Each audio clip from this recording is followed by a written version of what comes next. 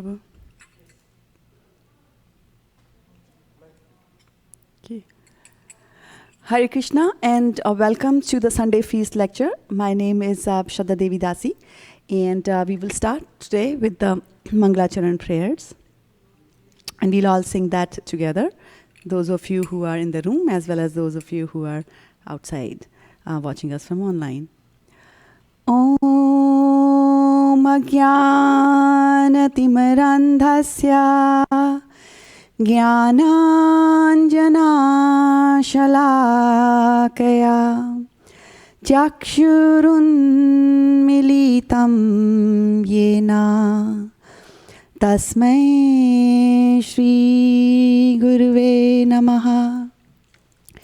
Shri Chaitanya Manobhishtam Sthapitam Yena Bhutale Swayam Rupa Kadamahyam Dadati Swapadantikam Vandeham Sri Guru Shri Yuta Padkamalam Shri Gurun Vaishnavamscha Shri Rupam Sagrajatam Sahagana Raghunathanvitam Tam Sajivam Sadvaitam Savadhutam Parijana Sahitam Krishna Chaitanya Devam Shri Radha Krishna Padan Sahagana Lalita Shri Vishakhanvitamscha. Hey Krishna Karuna Sindho Deenabandho Jagatpate Gopesha Gopika Kanta Radha Kanta Namastute. Tapt Kanchana Gaurangi Radhe Vrindavaneshwari Vrishabhanu Sute Devi Pranamami Hari Priye. Vancha kalpatarubhyascha kripa sindhubhya evacha patitanam pavanebhyo vaishnavebhyo namo namaha. Jai Shri Krishna Chaitanya Prabhu Nityananda Shri Advaita Gadadhar Shri Vasadi Gaur Bhakta Vrinda. Hare Krishna Krishna Krishna Hare Hare Hare Rama Rama Rama Hare Hare. So we will start our topic today of discussion, and which is the potency of the spiritual sound vibration and how this spiritual sound vibration can transform our lives. So before I go further, I wanted to actually take this opportunity to thank Srila Prabhupada for translating the wonderful Vedic literature into English, without which I would have had no access to this knowledge at all. I'd also like to thank His Holiness Sachinandan Swami Maharaj for his wonderful lectures that he gave past few weeks here, and also for the wonderful book that he wrote, which I have referred, and which is The Living Name here. If you don't have a book, then this is a wonderful book on chanting, and you should just definitely get one. And I would also like to thank His Grace Vaisheshika Prabhu for inspiring me to speak on this particular topic here. And I'd also like to thank Srivas Pandit Prabhu, who has been teaching me the Vedic literature, especially Prabhupada's books, for the past 10 years now. And I'd also like to thank my husband, Rakesh Prabhu, for supporting me as I skip on some of the household duties and work on these kind of activities. So we'll start with, and I'm planning to have this as an interactive session. So if you can pick up some of the microphones and keep them close to you. Maybe Prabhu, you can take one microphone at the back. Yeah, just give one to them and one you keep here with you, like that, and we'll just play it like that. Oh, there's one more here? Okay, yeah. So my question is that sound, there is sound, we know, we acknowledge and we feel. sound in our lives. And so my question is that let's have a little discussion on sound affects who all. Who all get affected by sound? Do you ever get affected by sound?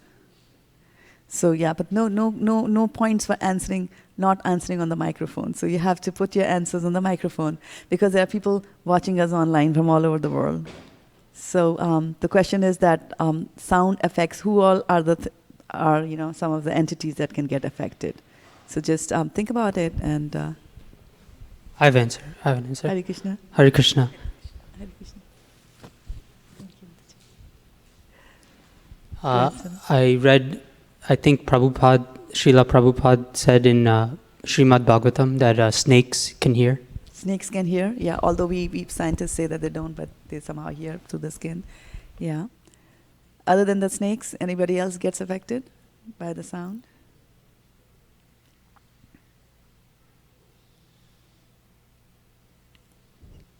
What happens when your mommy shouts at you?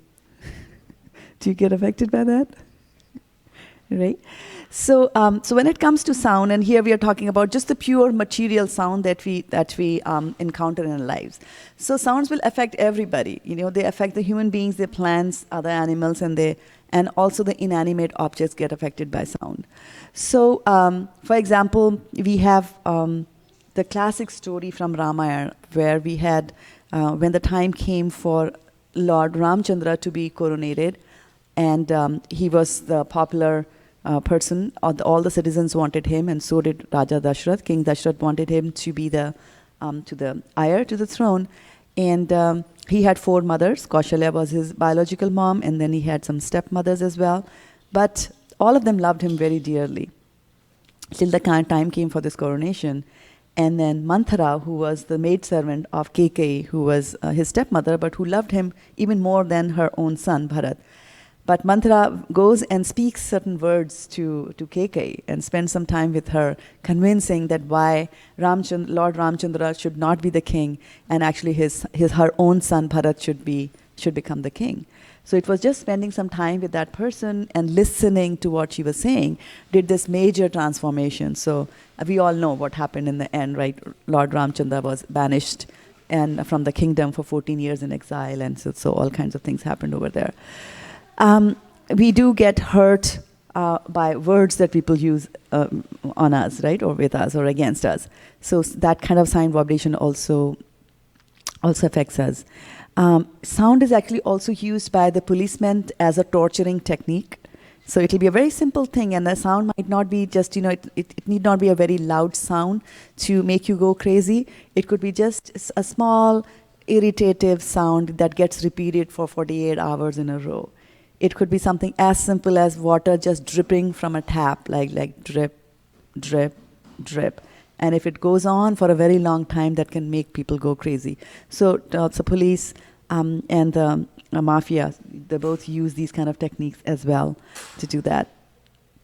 Then what about plants? Do they get affected by sound?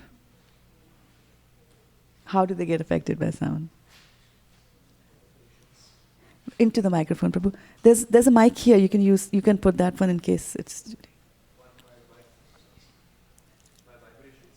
By vibrations. So what happens to plants by vibrations?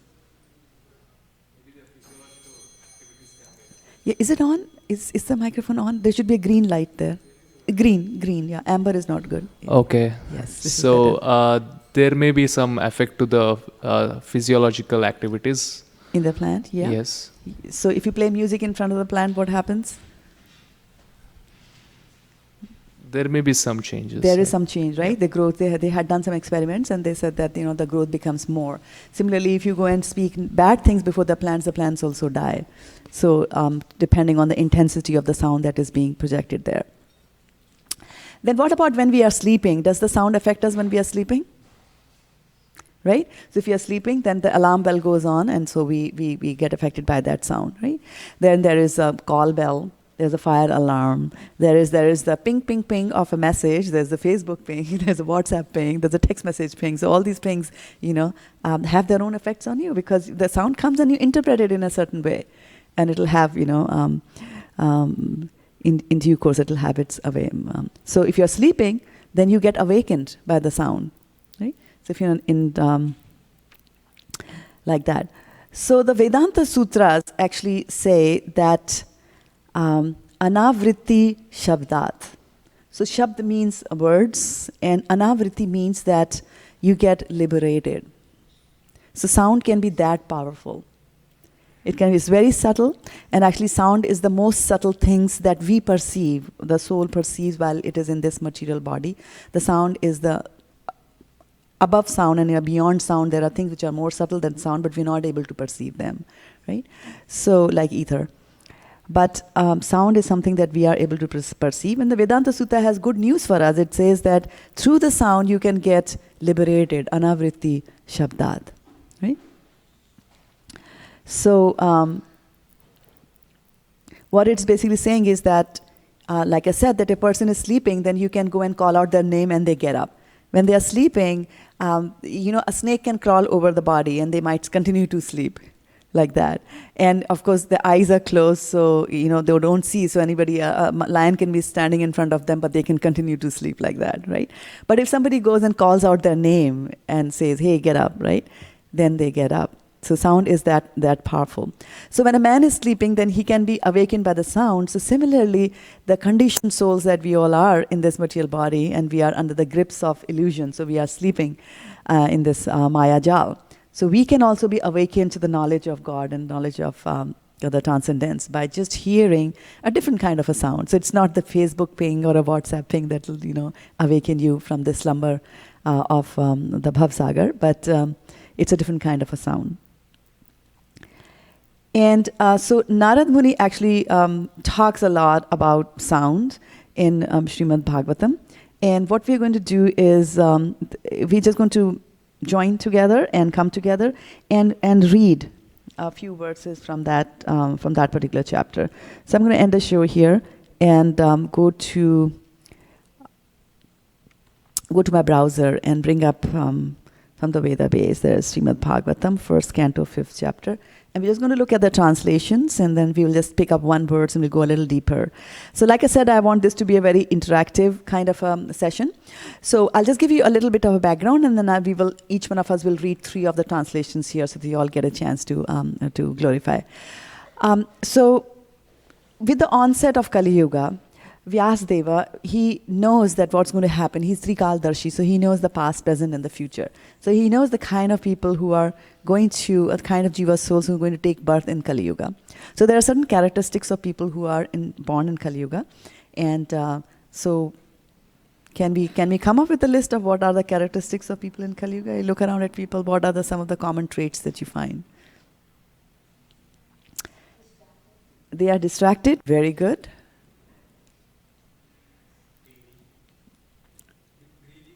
They are greedy. Yeah. If you can speak on the microphone, because there are people. Is there a mic somewhere here which I can't see? Yeah, because of the table. Yeah, that you can keep there. And if you can move closer, that helps also a lot, especially for those who are doing the broadcast. And I'm a vegetarian and I don't eat you. I won't eat you, so you can come a little bit closer. Yeah, feel free to come and sit in the front row. Yeah, so there are certain characteristics. They are, as Niharika said, that they are disturbed. But in addition to that, people in the Kali Yuga, they are short-lived. They live much less as compared to people in the Satyuga and the other yugas before that. They are quarrelsome. They fight. So in the earlier yugas, people used to fight either within the planets. Between 2 planets, there would be fight. The Asura's planets and the Devas' planets, or they would fight between 2 countries, like Lanka is fighting India, like that. Right, but in Kali Yuga, people fight within the family. So they are short-lived. They are quarrelsome. They are lazy in devotional service. They would not be doing and pursuing devotional service with so much of a rigor, right? And they are unlucky. They don't have as much as opulence and as much of facilities available to pursue devotional service here in the Kali Yuga. So they're unlucky. They are misguided. So there are all kinds of pseudo-gurus that are there, and people, not only in the spiritual world, even in the material world, they get misguided. So they are misguided. And then the last is what Niharika pointed out, that above all, they're always disturbed. So he knew that people are going to be born with these kind of characteristics, so it makes sense to do something for them so that they could pursue the devotional service. So he sat and documented, because people do not have enough memory in Kali Yuga. Like in the previous yugas, a person could recite 18,000 verses from memory, and the other person, after listening to it, would also commit that to memory. So things were different there. But here, he knows that people, how difficult it is. I mean, I remember when I was young, it was very difficult for me to remember the tables. 2 table was fine, 3 table was difficult, 4 was fine, was even numbers, 11 was horrible, 16 killed me, like that. And my dad used to say, like, 16, well, I knew the table. My dad used to say that he knew the mathematical table till 31. And I was like, I don't know how he did that. And then when the time came for my daughter to memorize, she didn't have to memorize. The school allowed her to use calculators. So, so the memory is going down. So he said, well, all this wonderful Vedic knowledge is going to disappear if people won't have the memories. Let me start documenting that. So he documented all that in the Vedas. And then he also wrote the Mahabharata. He also wrote the Bhagavad Gita inside it, like documenting it. And then he also went and wrote a summary on that. Let me write the Vedanta Sutras. And after doing so much of wonderful task of documentation, he did not feel good. Actually, on the contrary, he felt bad about it. And he was sitting in his place, in his ashram up in the Himalayas, and feeling very melancholy. And then his spiritual master comes. So who is Vyasadeva's spiritual master? You have to speak on the microphone, Niharika. So,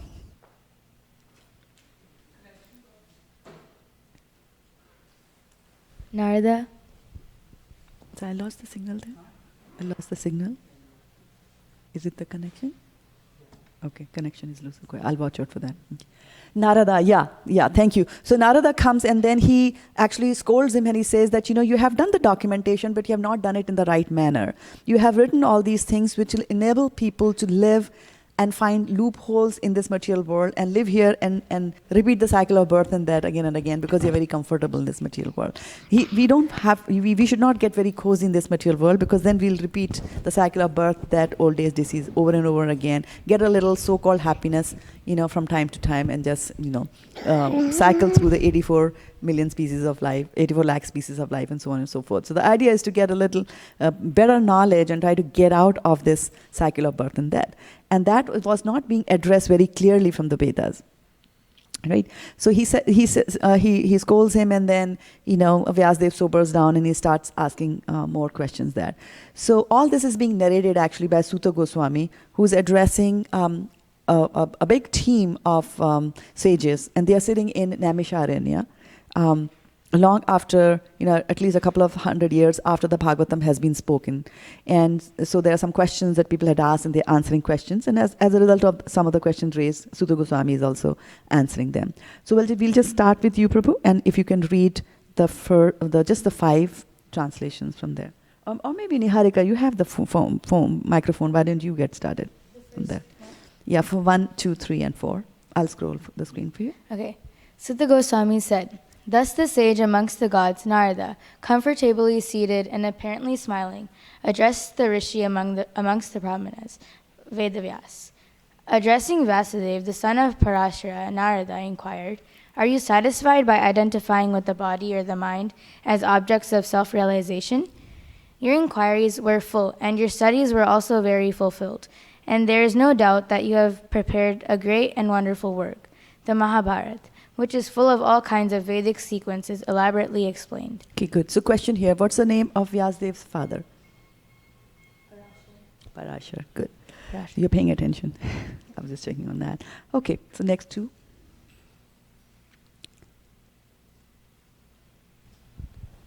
You have fully delineated the subject of impersonal Brahman as well as the knowledge derived therefrom. Why should you be despondent in spite of all this, thinking that you are undone, my dear Prabhu? Sri Vyasadeva said, "All you have said about me is perfectly correct. Despite all this, I am not pacified. I therefore question you about the root cause of my dissatisfaction, for you are a man of unlimited knowledge due to your being the offspring of one Brahma, who is self-born without mundane father or mother and mother."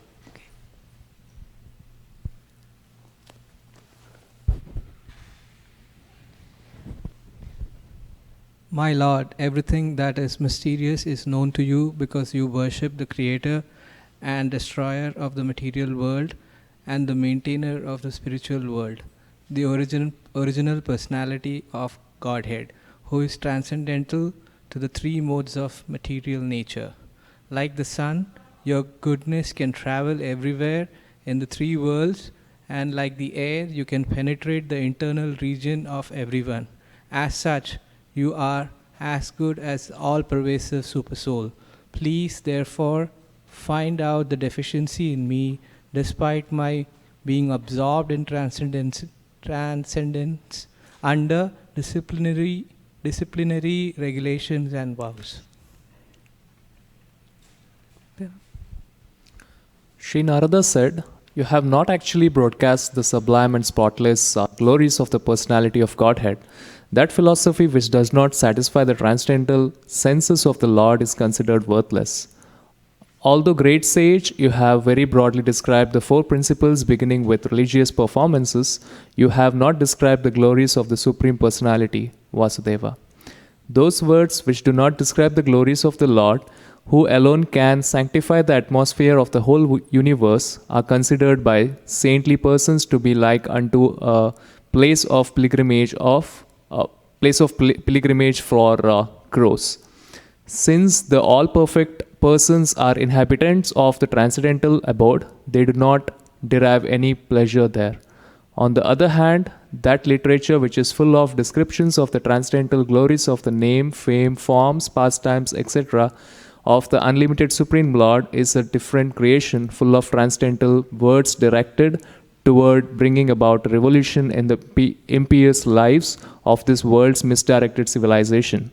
Such transcendental literatures, even though imperfectly composed, are heard, sung, and accepted by purified men who are thoroughly honest.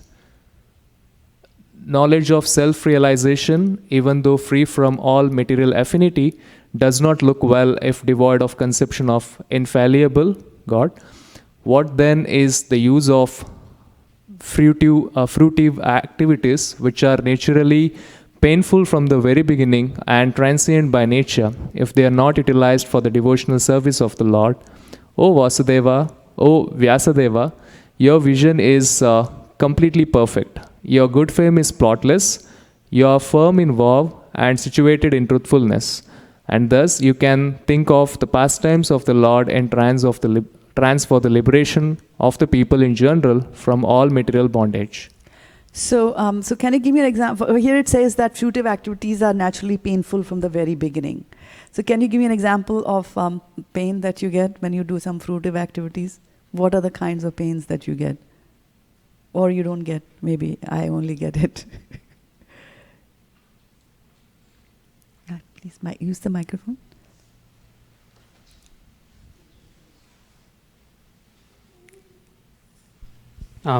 If I'm doing some math problem, then my head starts hurting. Head starts hurting, yeah.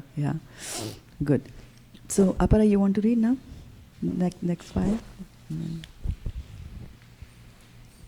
If you all can come a little bit closer, our microphone management will be a little easy for us, yeah.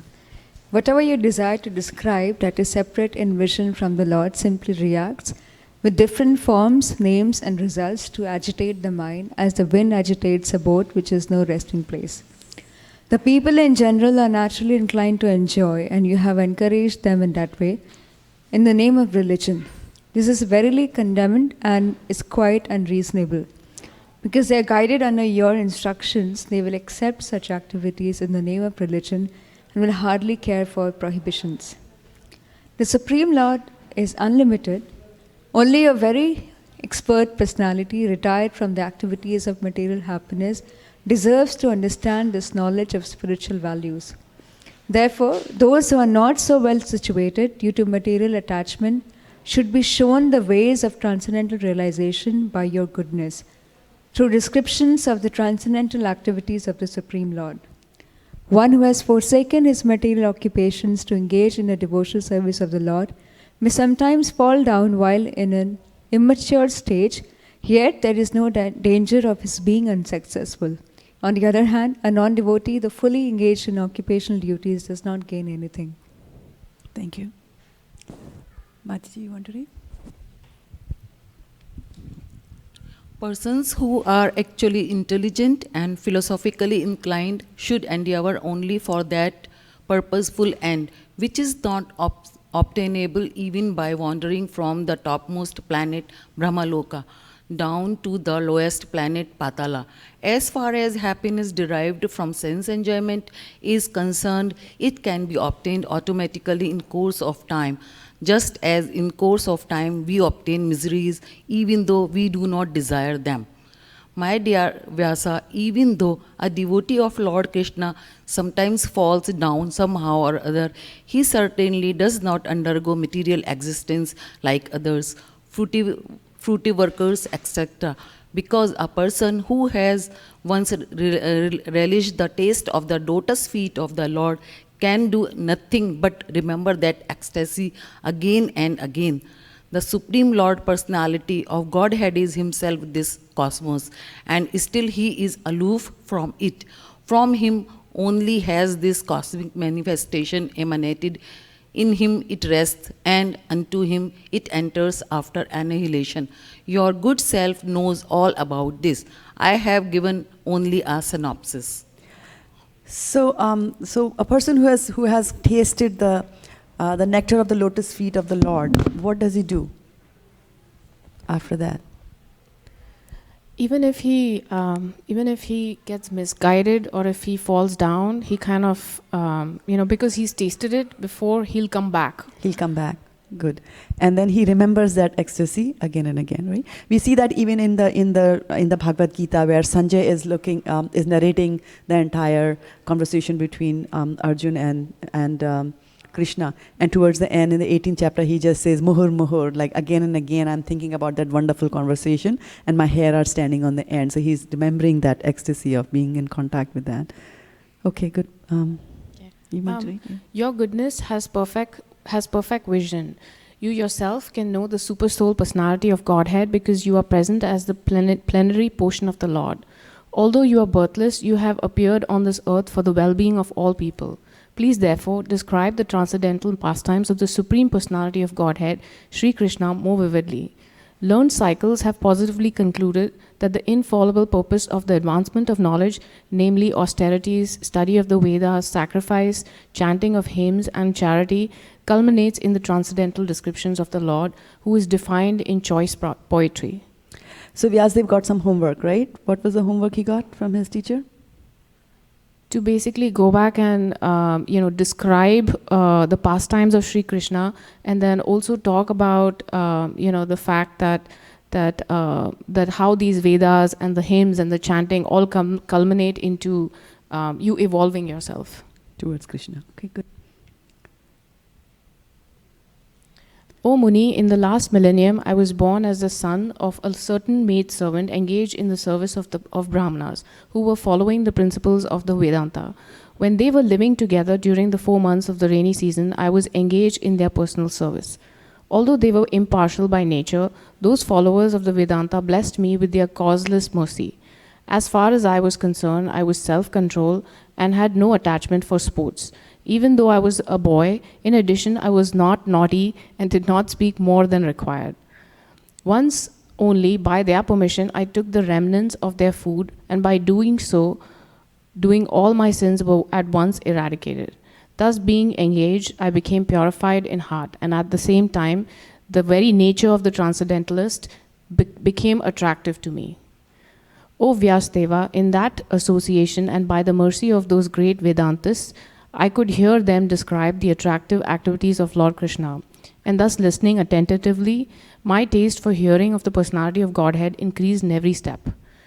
O great sage, as soon as I got a taste of that personality of Godhead, my attention to hear of the Lord was unflinching, and as my taste developed, I could realize that it was only in my ignorance that I accepted gross and subtle coverings, for both the Lord and I are transcendental. Does anyone else? Yeah. You want to read, Prabhu? You want to read? Okay. Yeah.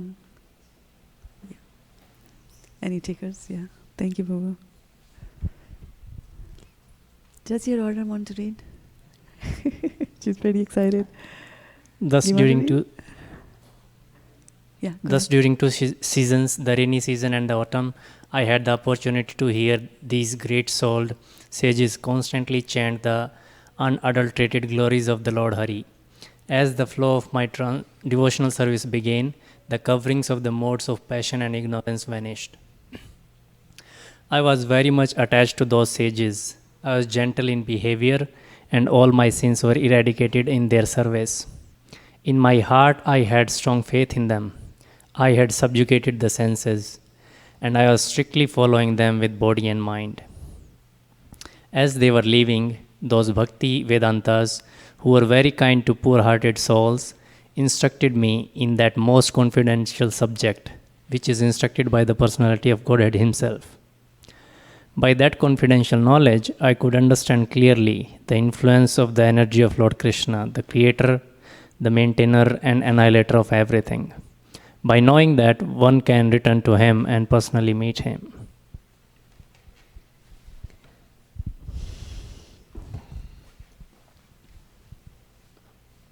O Brahmana Vyasadeva, it is decided by the learned that best remedial measure for removing all the troubles and miseries is to dedicate one's activity to the service of the Supreme Lord Personality of the Godhead, Shri Krishna. So if you want to get rid of all the troubles, anybody have trouble? Raise your hands.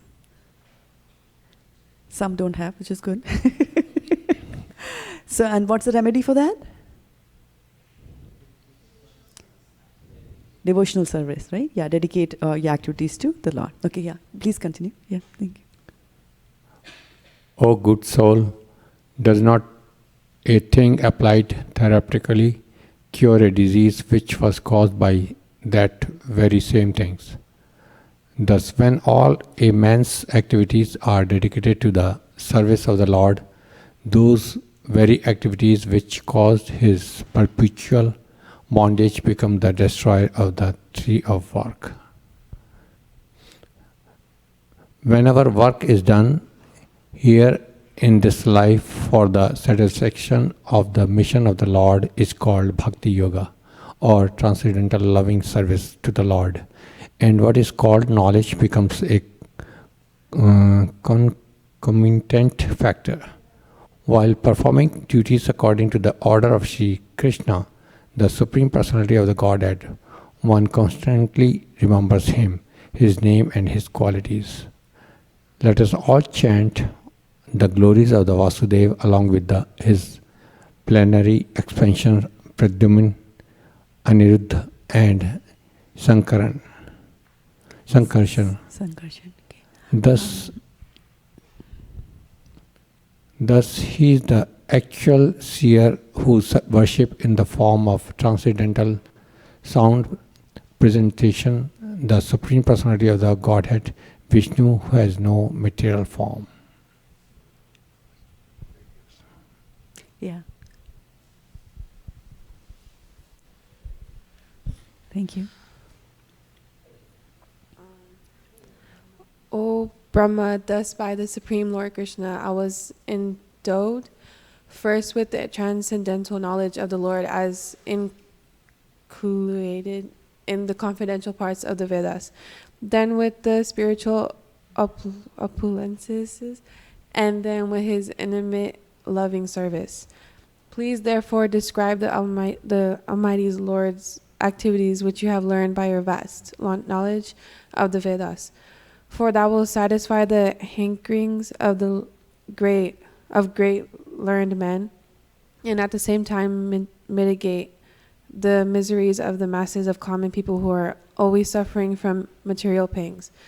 Indeed, there is no other way to get out of such miseries. Thank you. So yes, you can see that in the end he's concluding, and it's also bringing to light the fact that if you are an author and you're writing down things, you have a little responsibility to make sure that you take care of the readers and you give them the right information. So today, since we are going to talk about the potency of transcendental sound, so I'll pick up one verse from this chapter which has got to do with the sound, right? And which is 1.5.38. Okay?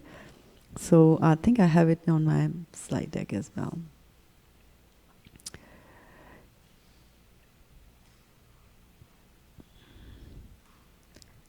So I will recite one line and then you all can join in and repeat after me, right? Iti murti abhidhanena mantra murtim amurtikam yajate yagya purusham Sa samyak darshana puman. Okay, now we're going to sing the whole thing together, but with a lot of energy in it, right? A lot of sound should come. Our topic today is sound, right? Iti murti abhidhanena, manti murti abhidhanena, mantra murtim mamurtikam. Yajate yagya purusham, sa samyak darshana puman. And so, iti, thus. Repeat. Murti, representation. Abhidhanena, in sound. Mantra murtim, form representation of transcendental sound. Amurtikam, the Lord who has no material form. Yajate, worship. Yagya, Vishnu. Purusham, the personality of Godhead. Saha, he alone. Samyak, perfectly. Darshanaha, one who has seen. Puman, person. And the translation altogether. Thus, he is the actual seer who worships in the form of transcendental sound representation the Supreme Personality of Godhead Vishnu, who has no material form. So does Lord Vishnu have a material form? No. Okay. So what form does he have? Transcendental form. Very good. Mataji, what's your name? Subhodhini. There you go. According to the name. So let's give a round of applause to Subhodhini Mataji for that. And then we'll go through the purports, and I'm going to read the purport. So Prabhupada is saying that our present senses are all made of material elements, and therefore they are imperfect in realizing the transcendental form of Lord Vishnu. He is therefore worshipped by sound representation via the transcendental method of chanting. Anything which is beyond the scope of experience by our imperfect senses can be realized fully by the sound representation. So let's stop. I mean, that purport is long. It goes into a few paragraphs over here. And so here it is saying that anything which is beyond the scope of experience by our imperfect senses. So one of the things that we have to realize is that the material senses that we have are not perfect, not 100% perfect, right? Not 100% operational, so they're not perfect, right? So there are certain things they will stop to operate. For example, the eyes are supposed to see, right? They are supposed to see the form. But if there is no light, then the form can still be there, but the eyes won't be able to see. Right? So it's not perfect. It requires the sun to be there or some sort of a light to be there. Okay?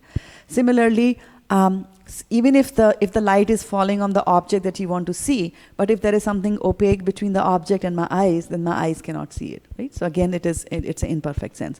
So here they're saying that because of the imperfect senses, you are not able to sometimes perceive things as they are. Right? However, if you take the case of perceiving, which is seeing in that sense, then I might not be able to see somebody, but if there is some sound being emanated, if that person is emitting some sort of a sound, then I will be able to figure that out, that who that person is, right? Because we recognize voices, so we're like, oh, this is my mom. Or if you're on a telephone and you're talking to your parents back in India or back in your country, or in a different city from here, you don't see your parents, or you don't see your friend, or you don't see your spouse. You're just listening to the sound vibration from them. But you're able to figure out who that person is, and you might even have a mental picture of them there. Okay? It happens in offices also. There's a conference that's going on, and just by the sound, who's the person who's speaking. Is this Philip, or is it Tom, or is it Satya? Who is it who's speaking like that, right? Sometimes from the tone of the sound tells you a lot. You get a lot of information. For example, if you are late, and this is for the Prabhus in the class, that if you are late at work and you were supposed to run some errands for your wife and you forgot to do that, now you're coming back home and you call up and you tell them that, honey, I'm late and I forgot, the errand that you gave me. And what does she say? The honey says, yeah, it's okay. But the way that it's okay is said, it conveys and it tells you very clearly that things are not okay, right? So the sound, through the medium of sound, there's a lot of meaning that can be conveyed there. Microphone. Yeah, green light. It should have a green light. So the previous slide you mentioned that Vishnu has no form, but isn't material form. Material form. So wasn't Krishna the material form of Vishnu? Well, so when we are going into the area of avatars or incarnations. Right. So avatar or incarnation basically means that somebody is here and it descends. Avatar basically means descends. So I was on the 11th floor and then I descend down and come to the 6th floor as it is, as I was. Right. So when Krishna or Vishnu, when they come here to this material world, they are descending as they are. It's not that, and they are transcendental. They don't have a material form. When they come up over here, still they continue to have a material form, have a transcendental form. They are never under the material influence at all. Right? Okay. And for us here, we start with Krishna as the Supreme Personality of Godhead, and then from Krishna come out various expansions, and the Vishnus are also his expansions, and then when the Vishnu comes down, then it's a Vishnu incarnation. When he comes down in the form of a kurma or a tortoise, it's a tortoise incarnation, but still it's a transcendental tortoise, so like that. Okay? So he doesn't have any material form. That's why we use the word amurtikam. It doesn't have a material form there. And so, because our senses are all material and they are all defective, and with these defective senses, if we try to dabble with somebody who is transcendental, who is beyond all these defects, it's not going to make sense, right? Because we have to always use the right instrument. For example, if we have a clinical thermometer, and you want to use that clinical thermometer to measure the temperature of your oven in your home, it's not going to work. Right? So you need to use the right instrument. So what this is saying is that because Krishna doesn't have a material form and we want to interact with him, if we want to worship him, then we use something transcendental. And the example given here is the transcendental method of chanting. Okay? So when you are engaged in doing something for the Supreme Personality of Godhead, everything which is there, and Bhagavad Gita says that, becomes transcendental in nature. What is being offered, who is offered, everything, right, is transcendental. So continuing on further with the purport, Prabhupada says, Srila Prabhupada ki jai, wonderful purport. He says, a person transmitting sound from a far distant place can be factually experienced. And I gave you examples of that, right? If this is materially possible, in the material world this is possible, so why can it not be possible in the spiritual world, which is a much better world than the material world in any case, right?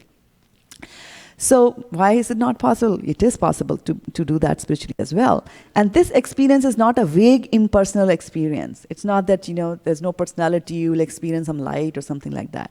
It is actually an experience of the transcendental personality. So the person, Krishna, you will be able to experience Krishna just by going through the transcendental process of chanting his names or his glories or his pastimes, like that.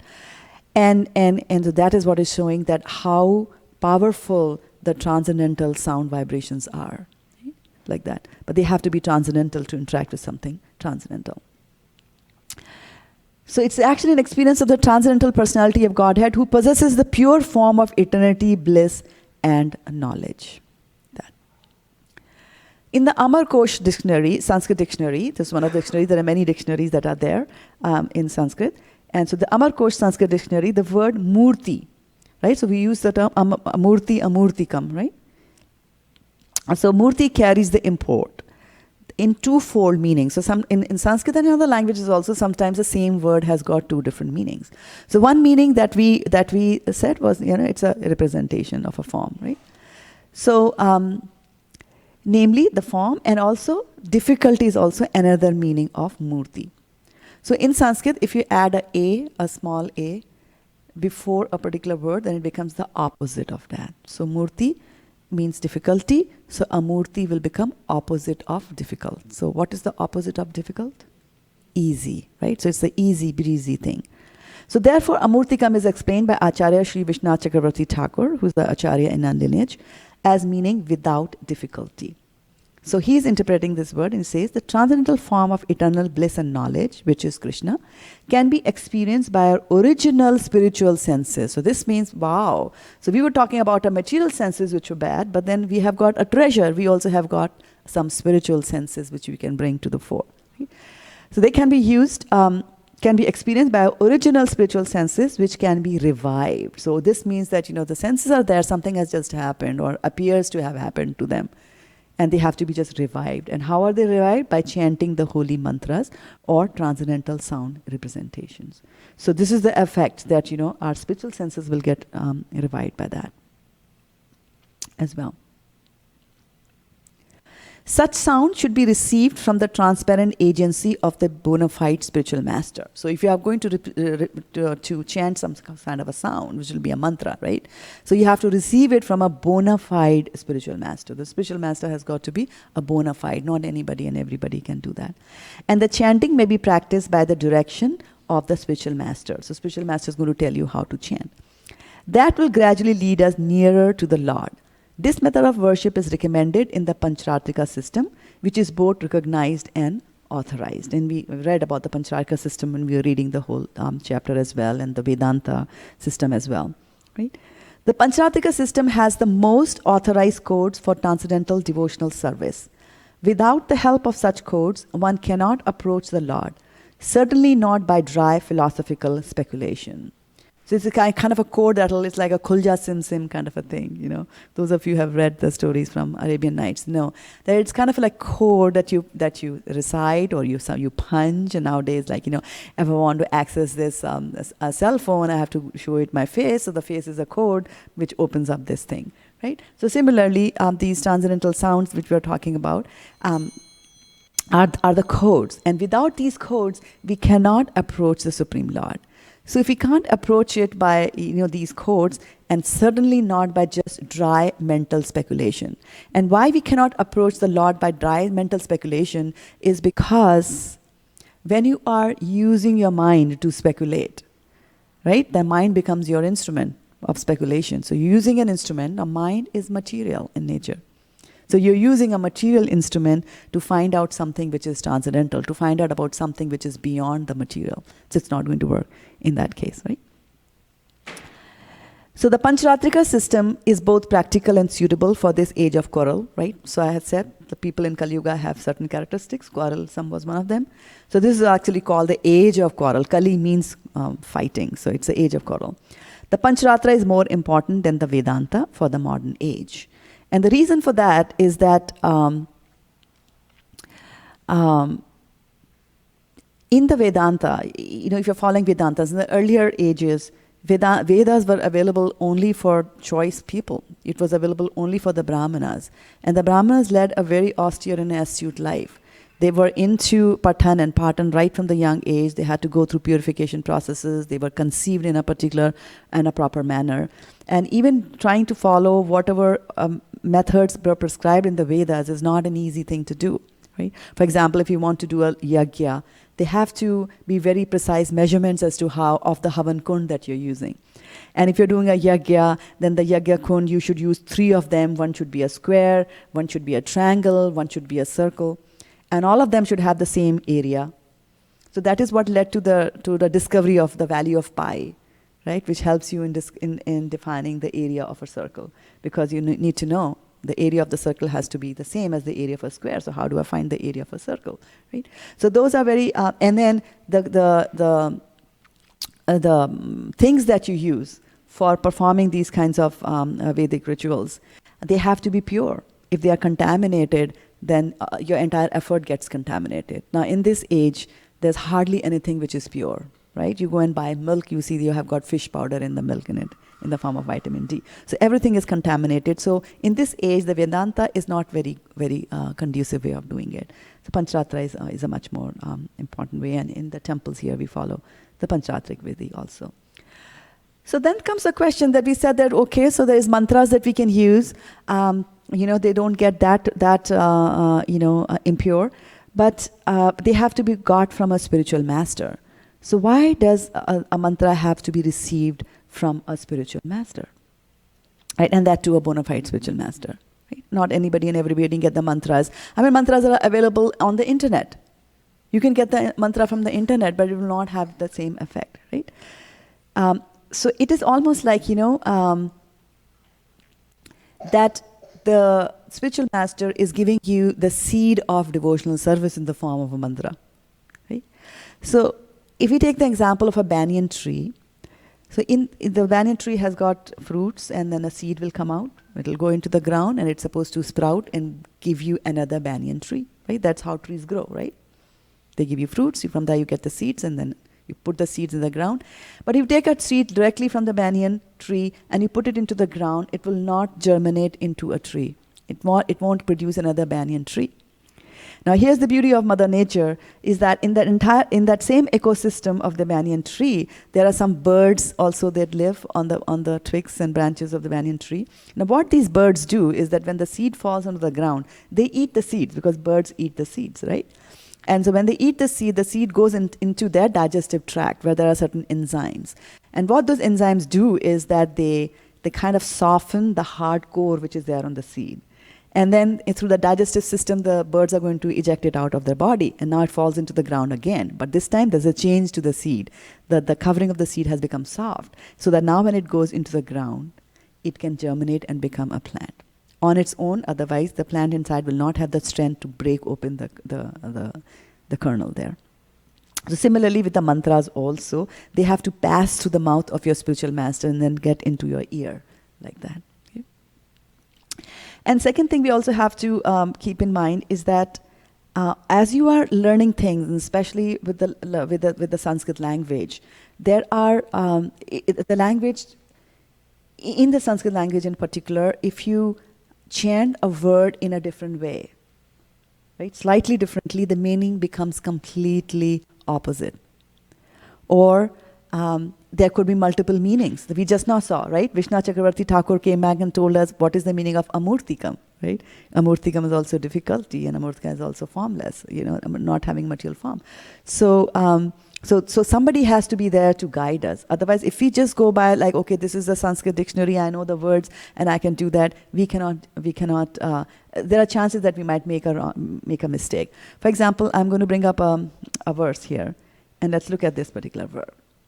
So it says, Keshavam patitam drishtva pandava harsha nirbhara rudanti kaurava sarve ha ha keshav keshava.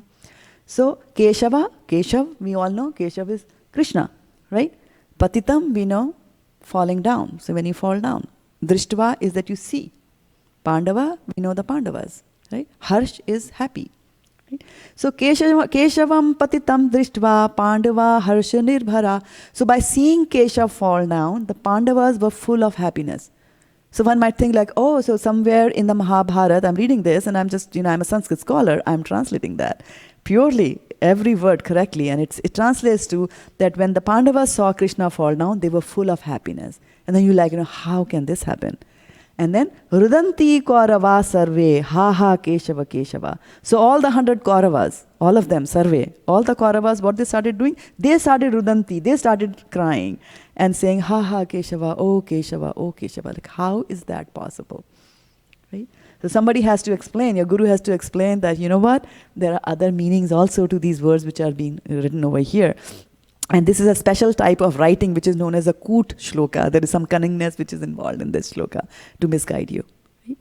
So Keshav, if you take the word Keshav, Shav means, in Sanskrit also means dead body, right? And K also means water. So Keshava is a dead body in water. Right? And then Patitam, falling down. So a dead body falls down into the water. And Drishtva, somebody sees it. Who sees it? The Pandava. So Pandava also means the fishes. So when the fishes see a dead body fall into the water, they are very happy because their food has arrived. Right? So they are going to eat the food. They eat Rudanti Kaurava. So now Kaurav also stands for the crows, the bird crow. So now the crows don't go into the water, right? They live on the land or on the trees and things like that. So when they see that this was just a tasty meal, such a nice opportunity for them to feast on a dead body, but the dead body has fallen into the water. So they can't eat it. So that's why they are crying. The crows are actually crying because their food is gone. So they are saying Keshava, Keshava. So not calling out to the Lord, they're actually calling out to the dead body. Like, where is the dead body? Where is the dead body? So you can see the meaning can go from this side to the other end of the spectrum. Just by a few twists of the words, by doing sandhi vichhed and things like that. So we really need some guidance, especially when we are going into this uncharted waters of devotional service. There. So the Guru is going to give you the mantra, and the word mantra is a Sanskrit word. Again, it's made up of two words, man and tra. So man in Sanskrit means mind. Right? You can always use the phone because people there, this is being recorded for those who are going to listen to it later on, and they will not listen to the responses. So they'll just see me talking and they'll just be guessing what was the response coming from there. So feel free to use the microphone. So man and tra is to deliver. So a mantra is nothing but a sequence of words that you use, and it produces a certain vibrations, and those vibrations will have an effect on you, and they will raise your consciousness to a higher level. Okay. I mean, vibrations have an effect on even on the material things. For example, people use ultrasound to break the gallbladder stone and things like that. So they're doing these non-invasive surgeries these days, right? We have a doctor here who might want to confirm that. Do they do that? They do that, yeah. So we have ultrasound techniques that they do that. So sound is very, very powerful thing to use. So how do these mantras actually work? And so in the beginning, when this universe, in the beginning of the creation of this universe, there is nobody there. None of us were there in the beginning. There was only Brahma, who gets created from the navel of Vishnu. So Vishnu creates Brahma from his navel, and on the top of the navel, there from a lotus is sprouting, and on the top of the lotus there is Brahma. And Brahma has got this job to create, but he doesn't know how to create at all. So he sits down, he meditates, and then later on, when he starts the process of creation, to be empowered to be able to create, Krishna does something. Krishna actually plays the flute. And from the flute of Krishna, and you can see that in this picture, from the flute of Krishna, the vibrations are coming from his flute, and they will go into the ear of Brahma. So how many ears does Brahma have? 6? He dropped 2. 8, right? So Brahma has got 4 heads and he has got 8 ear holes. And so these sound vibrations enters from her ear, and from the ear it goes into the heart of Brahma. And there in the heart he will get the transcendental knowledge just because of the potency of the sound vibration. You have to remember, this sound vibration is coming from the Krishna. Krishna is playing the flute, so it is coming from his lotus mouth. It will have a much, much bigger potency than what any one of us can create like that. So the key point here is that it will enter your ears and it goes and does something in your heart. So whether it is a mantra, whether it is pastimes of Krishna, whatever that you're hearing, when it enters into your ears, then Shrunvatam Swakatha Krishna Punya Shravana Kirtana Hridya Anthasto Hiya Bhadrani Vidhunoti Shruhit Satam. Right? So when you hear Krishna Katha, it could be in the form of a mantra, it could be in the form of a story, it could be in form of singing that you do or japa that you do. When the sound vibration enters through your ears and goes into your heart, then what it does is Hida Antastho Hiya Bhadrani, whatever is dirty in your heart, it's going to remove it from your heart. Right? So it has a sort of a winnowing effect. Like if you take a rug which is full of dirt, and if you start beating it with a stick, the rug will start to vibrate and all the dust is going to fall down. So similarly here also, when this transcendental sound, like the glorification of the Lord, which is all transcendental, right? So like I said, that whenever you engage your senses into doing something for Krishna, the results are all transcendental. So if you're chanting the Hare Krishna mantra, let's do that. Hare Krishna, Krishna Krishna, Hare Hare, Hare Rama, Rama Rama, Hare Hare. So if you're chanting this transcendental sound, then it will enter into your heart and it will vibrate your heart and all the abhadranis, the bad things. So can you give me some examples of bad things that we have in our heart? Go ahead, yeah, Janu. Material desires like anger, envy, jealousy, lust, pride, greed, greed, yeah. So all that. So all those things will be removed. And also one of the things that we have is this tendency to enjoy the material nature. So that tendency to enjoy the material nature also goes away by chanting the mantras, right? So because it purifies and removes that desire from our heart. Then also there is Srimad Bhagavatam 285 is a very beautiful verse. And giving any opportunity, I always share that verse, which I'm going to do here as well.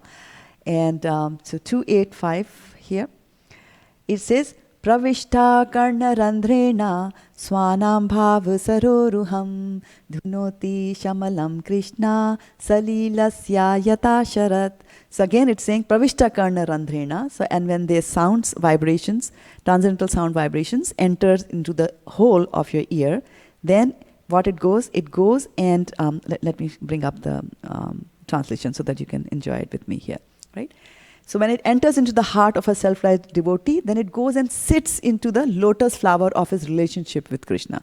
So, which is a very good thing, because now we are talking about us having a relationship with Krishna. So you might want to know what's my relationship with Krishna, right? So you will sit on the lotus flower of your loving relationship with Krishna, and it will cleanse all the dust and the things that you had mentioned here. Just like, in the autumns, when the rains fall down in the autumn, they actually clean the muddy waters which are there in the pools, like that. There's another verse also. Dhautatma purusha krishna padamulam namunchati mukta sarva pariklesha pantha swa sharanam yatha. So what it's saying is that now if the atma or the soul which resides in the heart is purified, because now it's in a clear environment, right?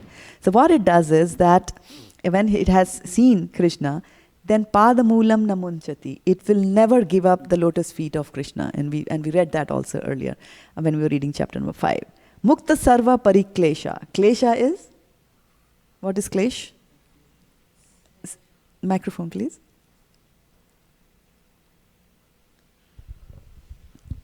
Klesh, quarrel. Klesha is Sad. Yeah, distress. Yeah, is a more accurate. Okay. Yeah. Klesh. Yeah, I mean, confusion can lead to klesh. If you're confused, then you can get distressed because of confusion. Right? So mukta sarva pariklesha. So you will get relieved of all the parikleshas, all the kleshas that you have. And how are you going to feel? You're going to feel pantha swa sharanam yatha, just as a weary traveler feels after he returns home.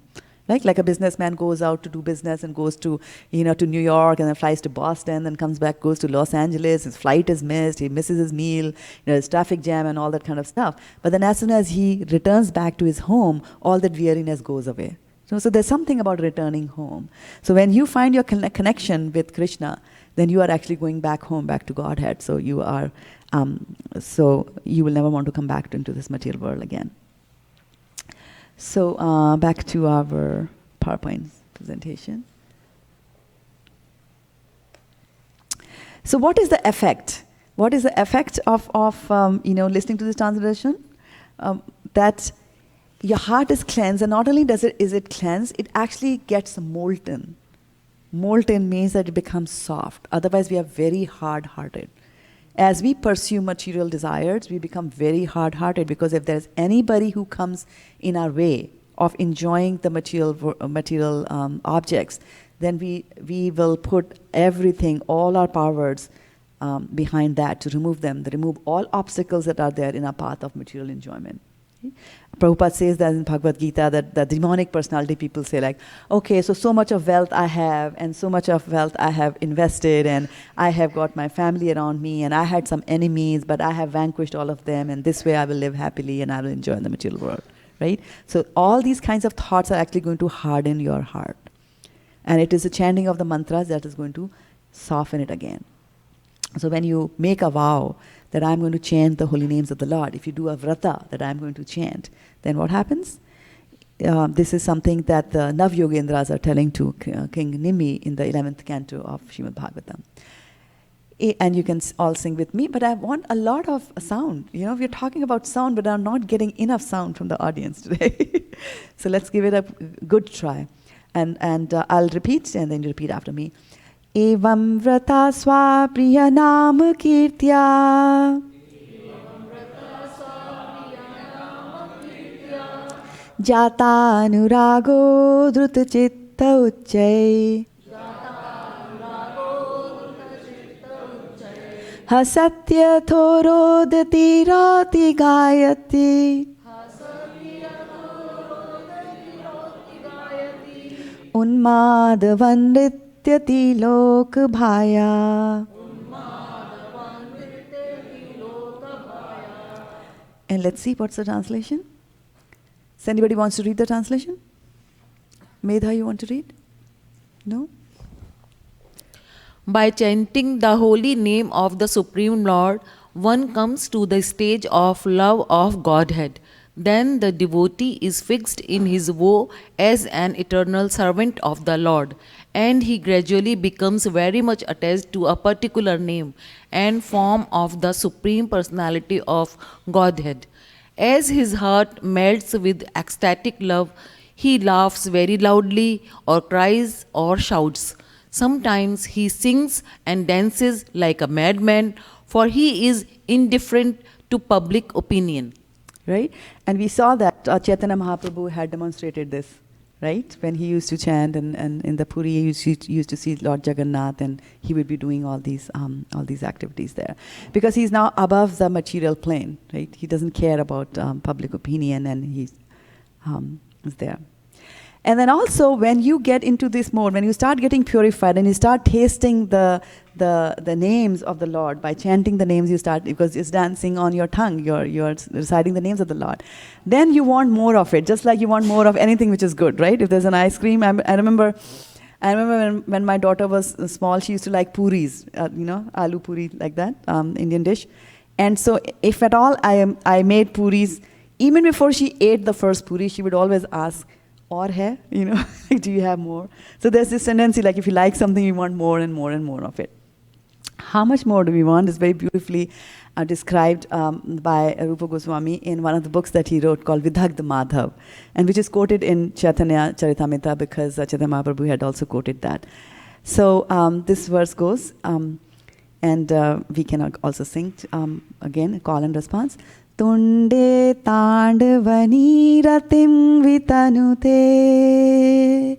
Tunde tandavani ratim vitanute. Tundavali labdhaye.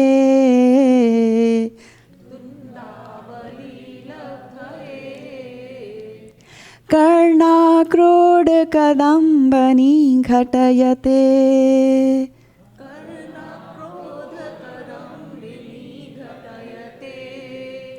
Karnabhubhebhyas priram. Karnabhudebhyas priram. Cheta prangana sangani vijayate.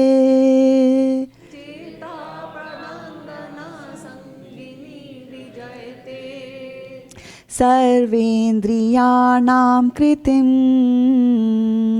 Sarvendriyanam kritim. No jane janita kriyat piramrite.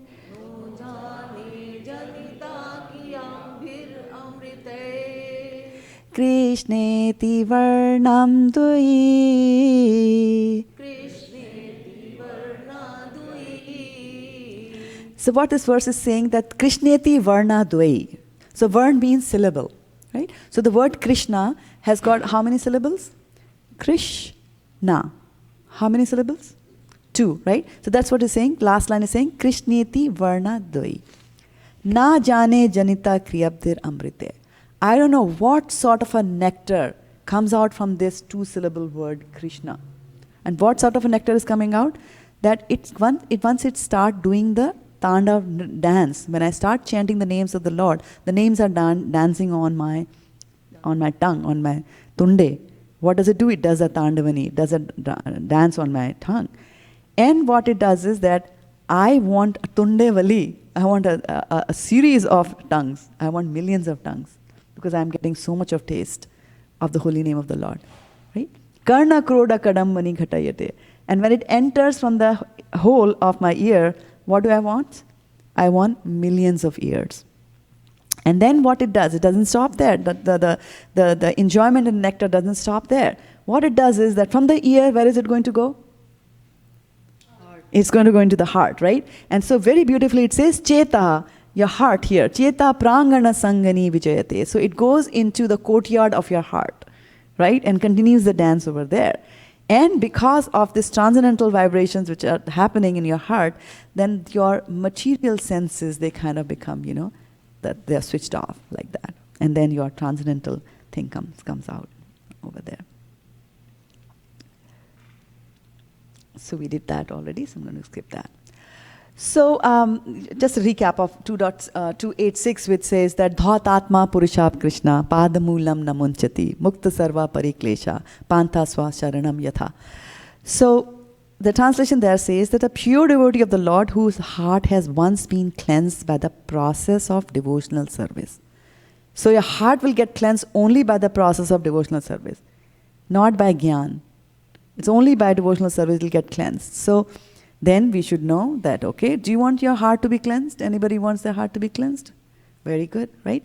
So then we should know what is devotional service. And the news is that there are 64 items of devotional service.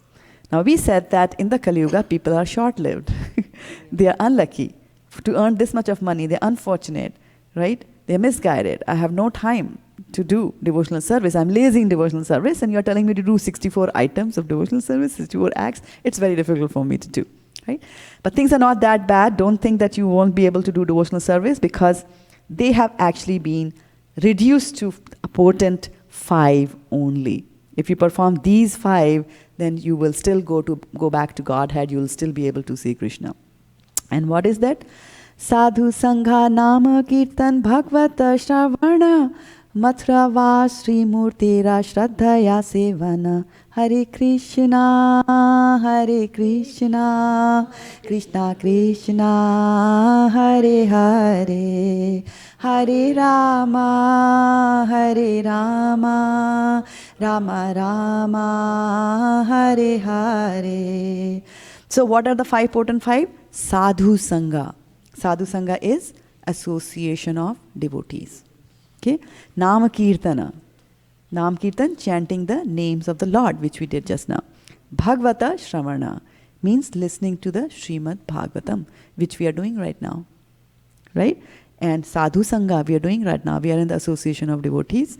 All of you are devotees. And we are in the association of pure devotees. Srila Prabhupada. Srila Prabhupada ki Jai. Right? And Bhagavata Shravana we are reading. Mathura Vas. Mathura Vas means to go and live in the Dham. Is this a Dham? Is this Mathura? We are in America. This is not Mathura, one might say, right? But wherever there are devotees and wherever they are talking about Krishna, that place becomes a Dham. So this is, for all intents and purposes, this is, and we have the lordships here, what more can we want? This is Vrindavan, actually, right? So we have Vrindavan right in the middle of Silicon Valley. So this is the Silicon Vrindavan here. And then Sri Murtira Shraddhaya Sevana. So you have to do with Shraddha, with faith and love and reverence, you have to do the Sevana of the Sri Murti, of the deity. So deity worship is also one of the potent 5. Now, in Kali Yuga, out of these 5, which one do you think is the most and recommended? Sadhu Sangha? But what do recommended, most recommended? Which is the one which is recommended? Nama Kirtana, right? Hare Nama Eva Kevalam Kalau Nasti Eva Gathir Anyatha. Right? So in this world of, in this Kali Yuga, right, there is no way, there is no other way than chanting the holy names of the Lord. Right? So, which is a transcendental sound vibration. So let's look at a few people who were affected by the sound and see how powerful these sound vibrations can be. So who is this over here? Which devotee are we talking about? Prahlad Maharaj. How did he get affected by sound? From where did the sound come? Where did he hear the sound? You have to use the microphone. In mother womb? In the womb of his mother, yes, in the womb of his mother. And so from where did the vibrations come? From Narada? From Narada Muni, yes, exactly. Yes. Right? So a child is there in the womb and apparently not doing anything, right? And we say the faculties are not developed, but the child in the womb can still hear. And the transcendental sound vibrations and Prahlad is the son of a demon. Who was his father? Mr. Hiranyakashipu, right? The worst of the worst demons, right? And he's the son and a devotee. So what brought that change? It was Narad Muni, right? Who narrated to his mother and of course to the child who was there in the womb, Krishna Katha, like that. Those affected by sound, much closer. I mean, Prahlad, one might say he was in Satyuga, so people were all good. So, and it was Narad Muni over there. What do? I'm in Kali Yuga. Who's going to take care of me? Like that, right? So in Kali Yuga, just 500 years ago, we have this story of Haridas Thakur. So Haridas Thakur is the incarnation of Lord Brahma, and he was a huge chanter, big time. He used to chant 3 lakhs rounds of the Hare Krishna mantra every day, and he would not eat till he had chanted his rounds. We just have 16 rounds to chant it. That becomes such a big chore, and we feel hungry, and it's like, okay, can we just, like that. So he was chanting, and there were some people, and you had mentioned that there is anartha called envy, which is there, which can come into the heart. So people were envious of him, and they wanted to kind of, bring him down. So they said, okay, we'll send a prostitute to his home while he's chanting in the night. And they told the prostitute to do her magic on him. And then we will go and we'll catch him red-handed, like that. So the prostitute went all beautifully, nicely decked to his home. It was in the night, and he was still finishing his round, because it takes 16 hours at least. And he was still chanting his round, and the prostitute came and said, you are very handsome, you're very good looking, and I want to unite with you. And so Haridas Thakur said, yes, I will honor whatever you're saying, but let me first finish my rounds. And he continued to chant his rounds, and by the time he finished chanting his round, the night was over. And the prostitute went back. She said, okay, I'll come back tomorrow. And these people who had hired her, they said, so where are the results? Where are the results? He's still sitting there and chanting. She said, no. Tonight I will do it. So again, she goes there for the second night. Again, Haridas Thakur does the same thing. Again, it becomes morning, and she goes back defeated. And then this time, the people who hired her are really angry, and they tell her that, this is the last day. The third day is the last day. Otherwise, you give us back your money we gave you. So she goes back, even more beautifully dressed, with a very dhrad sankalp in her heart that I am going to bring him down today. And again, Haridas Thakur says, let me finish the rounds. And so he sits down, and he begins chanting, and continues to chant. And in the morning, when his rounds are over, he opens his eyes, and he sees this prostitute sitting in front of him, and she is chanting. So that is the effect. That much, the transcendental sound vibrations can have an effect. She came to do something, and she ended up doing something else. And then later on, she gives up all her money, etc. And you can see in this picture, she has shaved off her head. No prostitute will agree to shaving off her head. But she did that, and she became a devotee of the Lord. Like that. So Devahuti, actually, when she talks to her son Kapil Dev, who is the incarnation of the Supreme Personality of Godhead, she says that Aho bat swapachato yad gariyan yad jivhagre vartate nam tubhyam te pastapastu brahmanur chashnu arya brahmanu churnam grananti yete. So she is she's wondering, and she's full of awe at those people who are chanting the names of the Lord. The name of the Lord is on the tip of the tongue, jivhagre, like that. So she says, oh, how glorious are those whose tongues are chanting your holy name. Because Kapil Dev is nothing but incarnation of the Lord, her son also. Even if born in the family of dog eaters, such persons are worshipable. Persons who chant the holy name of your Lordship must have executed all kinds of austerities and fire sacrifices and achieved all the good manners of the Aryans. To be chanting the holy name of your Lordship, they must have bathed at holy places of pilgrimage, studied the Vedas, and fulfilled everything required. So here is the good news. Normally when we go out in book distribution and we say, you do want to read a Bhagavad Gita, do you want to take the Srimad Bhagavatam, do you want to read? And they come back and say, no, actually, I first want to understand the Vedas. Yeah, do you know how big the Vedas are? Do you know how many verses are there in the Rig Veda? Right? I mean, we find it difficult even to read the Srimad Bhagavatam, which is only 18,000 verses, or even the Bhagavad Gita, which is only 700 verses. So where is the time and the place and the money for you to read the Vedas and understand them in the right manner? Right? So, in contrast to that, all that we are saying here is that you just chant the names of the Lord, because your devotee is saying that if somebody is chanting the names of the Lord, it means that he has already read the Vedas in the previous birth. So good news, you are qualified. You're here, you chant the names of the Lord. We have done the Vedas, it's passed, and we can, it's done, we can close the door on that one. So if the prostitute could get Krishna, we can get Krishna too, right? So there's hope for all of us there. All that you have to do is to chant, chant, and chant, right? And that's what our verse from today, it said, Itti murti abhidhanena mantra murtim amurtikam jajate yagya purusham, right? So if you are going to worship the yagya purusha, which is the Lord, through what? Through the sound representation of his name. So there is no difference between Krishna, Krishna's name, Krishna's pastimes, Krishna's paraphernalia. So in the spiritual world, the equations are different. Spiritual world operates on a different platform. Right? Here, in the material world, the name of an object and the object are different. So what I mean by that, like if I take water, if I'm thirsty and I want water, then I have to take the substance water to quench my thirst. If I just chant water, water, water, my thirst will not be quenched. Right? But in the transcendental world, it's different. If you're feeling thirsty and if you just say water, water, water, your thirst will be quenched. Similarly, if you're just chanting the names of Krishna, it is actually Krishna who's dancing on your tongue like that. So that's why I picked up that particular words from the Bhagavatam. That if you are just serving the Lord through chanting his transcendental sound representation. Itti murti abhidhanena mantra murtim amurtikam yajate yagya purusham sa samyak darshana puman. So you will be able to see darshana puman. You will be able to see this puman, the Supreme Personality of Godhead. Right? So we should all chant and the holy names of the Lord, and then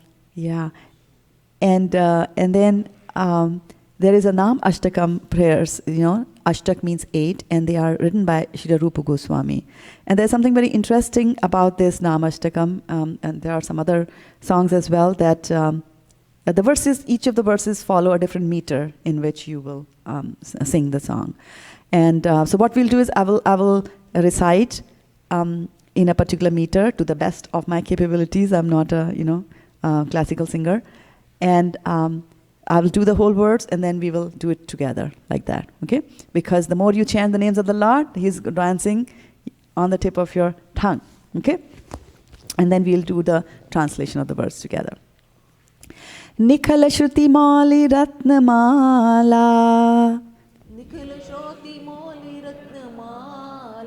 Duti Nirajita Pada Pankajanta Ai Mukta Kuleru Pasyamanam Paritasvam Harinam Samsrayami.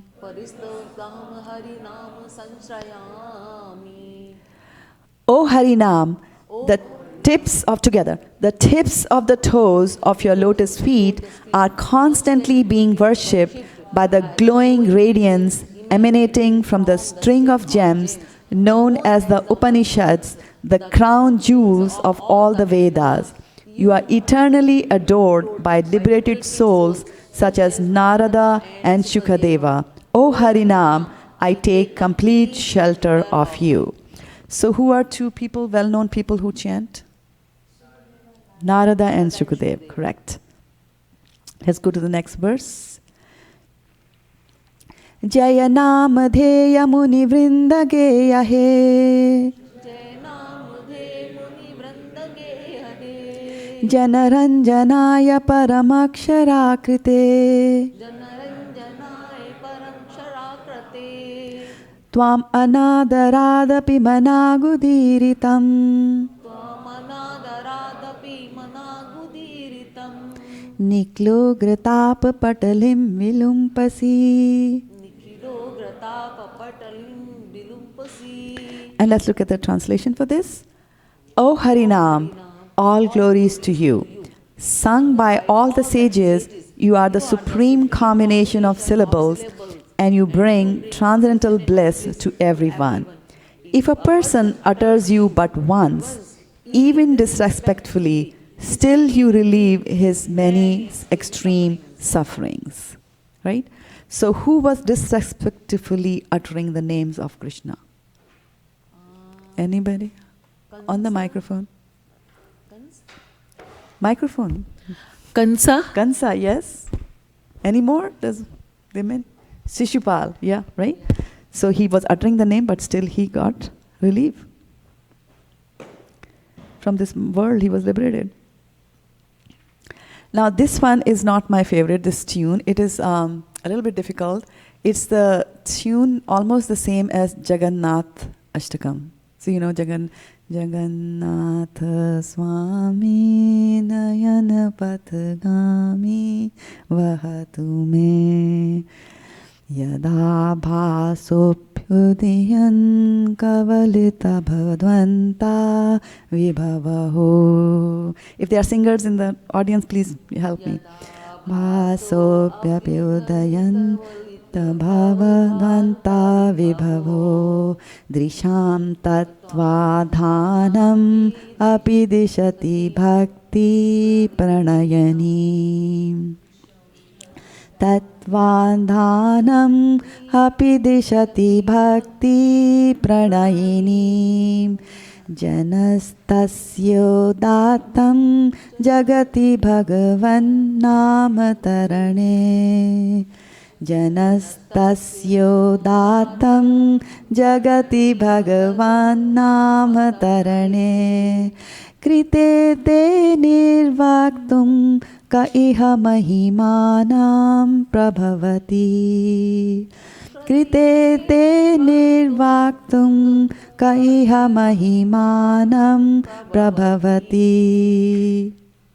And the translation is, O Son of the Holy Name, even a dim glimmer of your splendor swallows the powerful darkness of materialistic life and gives those who are blind to the truth the vision to follow the path of pure devotional service. Who in this world, even if learned and pious, can fully describe your transcendental glory? So here you see they are equating the holy name with the sun. They're comparing it to the sun, right? They're using a simile, O Son of the Holy Name. They're calling it as a sun. So why do you think they are equating the holy name as the sun? I mean, the sun scorches you, right? Why not the moon? Why did they say sun over here? Because it has its own light. It has its own light. It has its own light, yes. Any other reason? Why they're calling the sun, holy name as the sun? Is the center of everything? Okay, that's good. What else? It is very far away and it is close. Why? Because? Very good. Because of the sun rays? The switch, okay, yeah. Because the sun rays is far away. But when you take the holy names, it comes and dances on your tongue, right? So it comes close to you. Yes? Yes, go ahead, Apara. There is no darkness when there is sun. When there is sun, there is no darkness. So when there is holy name, there will be no neshvines in your life. The material things will go away. Very good, right? And also, so who can chant the holy names of the Lord? What do you have to be? Like, what qualifications do you need? You should just be alive, right? You should be alive, maybe have a tongue, right? Right, so there are no qualifications. For other mantras that are there, other Vedic mantras, you have to be qualified. You have to be initiated Brahman to be able to recite some of the mantras and do some of the Vedic things. But this chanting of the holy name of the Lord is like the sun. The sun doesn't distinguish. The sun gives sunlight to everybody, right? Does it say that I'm not going to give because you have committed something bad and I'm going to give it more sunlight to this? It doesn't do that, right? So the holy name of the Lord is like the sun as well. Yat Brahma Sakshat Kriti Nishtayapi Yat Brahma Sakshat Kriti Nishtayapi Vinashamayati Vinana Bhoge Vinashamayati Vinana Bhoge Apati Nama Spurnena Tate Apati Nama Spurnena Tate Prarabdha karmiti viroti veda.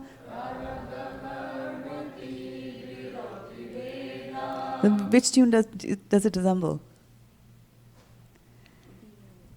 Which one? Yeah, you're right. Say that on the microphone. I was saying the other, that we sing Udilo Aruna Pura Prabha. Yes, and Guru Ashtam.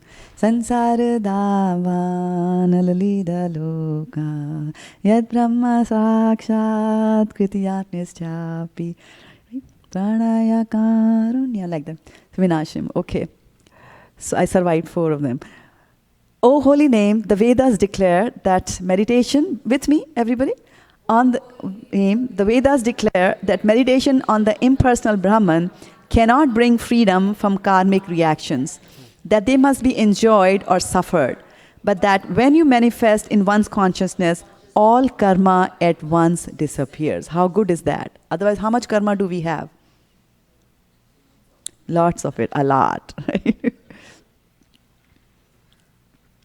And this meter is Malini. It's a very fun meter. Agadamana Yashoda Nandano Nandasuno Kamalanayana Gopi Chandra Vrindavanendra Panata Karuna Krishna It Aneka Swarupe Tvai Mama Ratirucher Vardhatam Namadheya. And it means, O holy name, you have many forms such as Aghadamana, crusher of Aghasura, Yashoda Nandana, darling child of Yashoda, Nandasuno, son of Nanda, Kamalanayana, lotus-eyed ones, Gopi Chandra, moon of the gopis, Vrindavanendra, king of Vrindavan, Pranata Karuna, he who is merciful to the surrendered soul, and Krishna. I pray that my love for you in your many forms may greatly increase. So if Krishna is merciful to the surrendered soul, and if you want to address him as that, what will you call him? Pranata Karuna, exactly right. Okay. This is Shardulia Vikritam, which means it's the play of a lion. Dear. Vacho vachakamit uteti bhavato nama swarupadvayam. So we sang one, right? Karna krod kadambani vitayate. Right? The one that we sang a little while ago. That I want millions of ears. Tunde tandavani ratim vitanute. So the same tune is here. Vacho vachakamityudeti bhavato nama swarupadvayam purvasmat parameva hanta karunam tatrat bijanimahe purvasmat parameva hanta karunam tatrapi janimahe yastasmin vihita parad nivaha prani samantad bhavet yastasmin vihita parad nivaha prani samantad bhavet Asyenidamupasya sopihi sada anandam buddho Asyenidamupasyopihi sada nandam buddho majjati Asyenidamupasya sopihi sada nandam buddho majjati. And this is very, very powerful verse, and it is really the lifesaver for us. And what did it say? Together, O holy name, you manifest 2 forms, the supreme person you designate and the sound vibration that designates. We know that the second form is even more merciful than the first, because even if a person offends your first form in many ways, you plunge him into an ocean of transcendental bliss if he serves your second form with his voice. So we see there, we have our pujari for the day doing deity worship, offering bhoga to the Lordship. So when you are serving the personality of the Lord like that in the Arch Vigraha form, there are very strict rules and regulations. You should have taken a bath, you shouldn't have eaten anything like that, and hundreds of regulations are there to be followed. And still you can do something wrong, and that becomes a seva aparad. And so then you have to go and do something to counteract the seva aparad that you did, right? But here it is saying that okay, so that is one form of the Lord coming as the Arch Vigraha or the Murti form here, right? But, or the deity form. But he's saying that you also manifest in another form, which is the transcendental form of your name. And so even if I offend that form of the Lord, but he's so merciful that he can still plunge me into the ocean if I chant, ocean of bliss, if I chant his other form. That if I chant his names, right? Which is really something like, that saves us, because seva aparad can lead you to, fall downs in the future.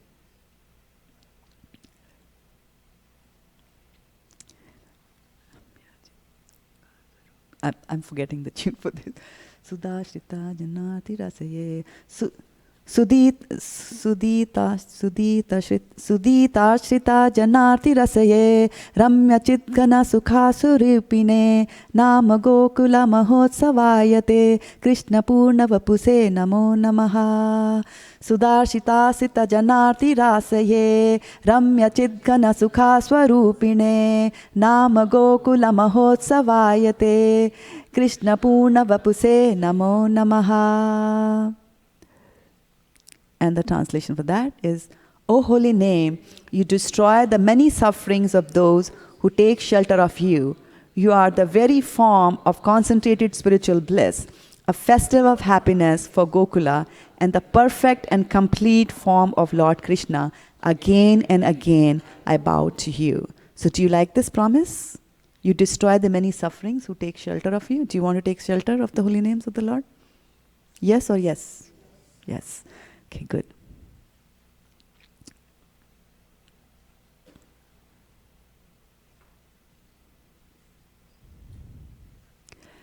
So this one is, the meter is Arya.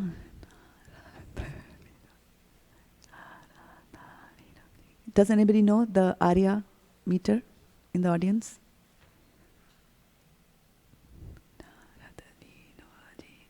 Narada vino jivana sudhormi niryasa madhuri pura tam Krishna nama tam Krishna nama kamam spurame rasane. I'm forgetting it. We can just do it.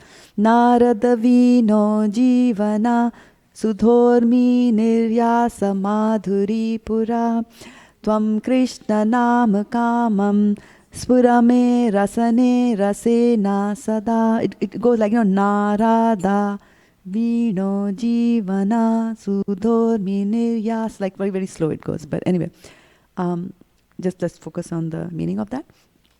O enlivener of Narad's Veena, O flood of the waves of sweet nectar, O holy name of Lord Krishna, please forever manifest on my tongue with all your nectarian sweetness.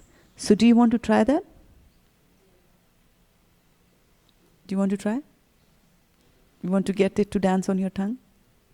Right? But you have to be careful, right? Because we are inviting Krishna on our tongues. So there are 6 things that we should be thinking while we are chanting, that we should think of while we are chanting. And we'll go through that real quickly. So the first thing is that chanting of the name of the Lord is yojana. There has to be some connection. And what are the things that you need to connect? You have to connect your body, you have to connect your mind, and you have to connect your heart. Okay? How do you connect your body? You'll connect your body through posture. So your posture, let's do that. Your posture, sit up straight. Sit up straight. Okay? That will make you alert. Because this is also devotional service we are doing. So it's serious business. And then pronunciation. You should pronounce each and every word of the letter properly. And then you should listen. Okay, so posture you remember, pronunciation remember, and listen. So let's try to do that for one Hare Krishna mantra. Posture, pronunciation, we'll go slow, and then we will listen to what we are reciting. Hare Krishna, Krishna Krishna, Hare Hare, Hare Rama, Rama Rama, Hare Hare. Did you hear all the words? No? And it is very natural. It's okay. In the beginning, the mind is like that, it'll take you to various other places. So you have to connect the body, you also have to connect your mind. And connected the mind basically means that you have to be present in the moment. Don't think about the past. You can't do anything about you. Don't think about the future because you don't know what's there in the future. But what you can really do is you can do things in the present moment. For example, you cannot go and scratch your hand as it was 5 years ago. It's in the past, right? You can't scratch your hand as it will be 10 years later, but you can scratch your hand now. Right? That is what it means to be present in the moment. And if the mind goes away here and there, you bring back the mind, right, to the chanting that is there. So you will connect the body, right, and we will connect the mind by being present. And then how do we connect the heart? So in the heart we connect by being conscious that I'm chanting because I have a need for Krishna. I have a relationship which is there with Krishna. Right? And I want to revive that relationship. That's what we did. We talked about in the beginning, right? The chanting of the holy name of the Lord will help you revive your senses. Your transcendental senses will be revived. And with your transcendental senses, you will be able to serve the Lord. Atha Shri Krishna Nam Adi Na Bhaved Graham Indriye Sevan Mukho Hi Jivyado Swam Ev Suratyada. So Atha Shri Krishna Nam Adi Na Bhaved Graham Indriye. So Krishna and his name and his paraphernalia, they cannot be understood by your Grahayam Indriya, by your material senses. Sevan Mikohu Jivyado. But if you do seva, if you serve him by what? By your jivya, by your tongue, by chanting his glories, then what will happen? Krishna swam ev suratyada. Krishna will automatically manifest himself. You don't have to do anything about it. You don't have to worry about it. You don't even have to ask. He will do it. You just have to chant properly in the mood of yojana, that you are connecting with Krishna, with your body and your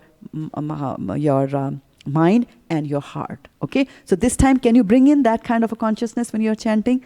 Try to bring your heart also that you are the one who needs Krishna. You're calling out to Krishna. Okay, sit straight. Okay, pronounce correctly. Okay, hear what you're saying and be conscious of your need for Krishna. Call out to him. Hare Krishna, Krishna Krishna, Hare Hare, Hare Rama, Rama Rama, Hare Hare.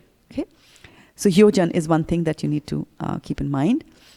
And then while you are thinking about yojana, you should have some resolves in your mind, right? When you sit down to chant, what am I going to do? I'm going to align my body, my mind, and my heart, and they should all be focused on what? On Krishna. Okay, so that's the resolve that we have for yojana. And then sambandh. Sam means together, and bandh means bandhna, so bound together. So there, I have a sambandh, right? I have many sambandhs. I have many relations, right? And over a period of lifetimes, I had many relations with many people, and they keep on changing. So, but I need to look for something permanent and the relationship, right? So I have to first understand who am I, right? I'm the body or am I the soul, right? So that's something you need to think about. Who am I related to permanently? I'm related to Krishna, right? And where does that relationship take place? I have a relationship with Krishna, but where is that happening? So when you're sitting down to chant, you think that, this is where the relationship is happening. Like if I have a relationship with my daughter or my son-in-law, I might go to their home and I might eat dinner or do something there, right? So that's where the relationship is taking place. But I don't go to Krishna's place like that, right? He's in the transcendental planet. But I'm here in this material world. So how am I doing that relationship? I'm doing it through the mode of chanting. So when you are doing the chanting, then you also think about that, right? That you are working on that relationship. Okay? And then once you chant, you will know over some time. You will know what your exact relationship with Krishna is. There are many ways in which you relate to Krishna, right? As a mother, as a son, a friend, and so on. It will be revived, and you will know. And once you know your relationship with Krishna, then you are actually in the best possible company that you can have. You are in the company of the Supreme Personality of Godhead. What more do you want? Like that there, right? So keep that in mind, right? And the resolve that you have when you are, chanting from the perspective of Sambandha is that I belong to you, Krishna. Krishna, I am yours. Which is a very powerful statement, because if I am yours, Krishna, then Krishna can do anything to me. And I will take it without any grudges or without any complaints. I belong to you. Like that. And then we have seva. So this is the seva that we are doing. There are different various ways of seva that we can do. Seva mukhohi jivhadao, right? So you are doing service to Krishna with your tongue. And this seva that you do is common in all types of services that you do. Right? Whether you're a mother, you are serving a child. Whether you're a friend, you are serving your friend. Right? Like that. So various kinds of a father serving a child. So seva is there. It's an integral part. Whether you're Madhurya Rasa, Vatsalya Rasa, all of them have got a seva part to it. Right? So I should get into the mood when I'm chanting that I'm serving. How can I serve? How can I serve? How can I serve? But you know what? I don't want to serve. That's the problem. So how will I get into the mood? Here are some points, right? That you should, first of all, associate, right? So when we were talking about the 5 potom limbs of devotional service, it said sadhu sangha was the first, right? Sadhu sangha, nama kirtan, bhagavata shravana, right? Matravash, Shri Murtira, Shraddhaya, Sevana. So here what we are saying is that you associate with devotees who have got a service mood. So when you are with them, their vibrations are going to come and affect, right? We are talking about sound vibrations, how they are powerful. So they emit vibrations and they will have a nice effect on you. You should be chanting in a peaceful place. You should chant with determination, I am sitting down here. And while you're chanting, you should be thinking about the meaning of the mantra.